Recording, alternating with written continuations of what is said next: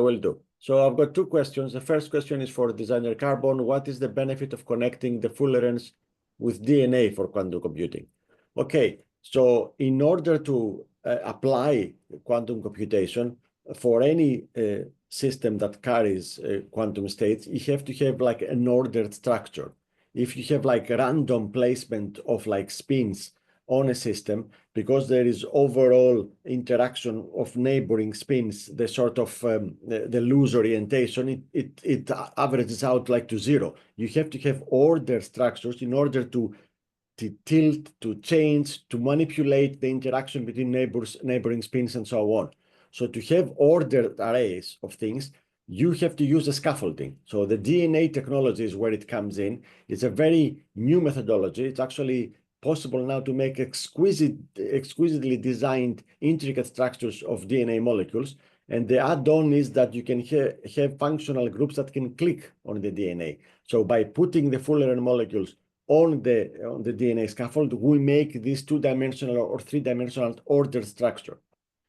And the second question is, how likely will this make quantum computing?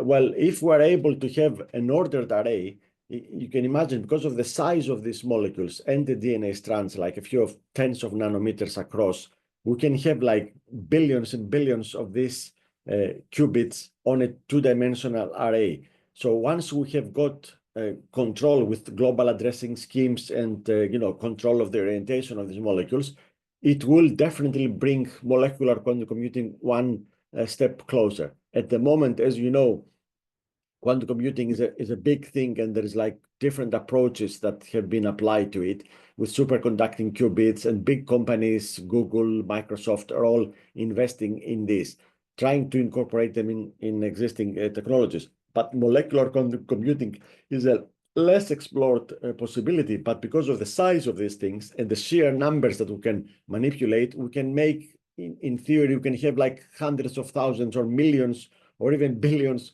of these individual qubits on an array. So that's how this will be a step change for quantum information processing.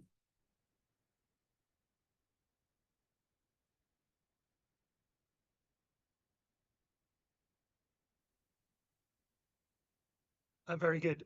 Were there any other questions for you, Kyriakos? Just that one? There is a second one and a third one that has just come in. How did you program the molecules for molecular quantum computing?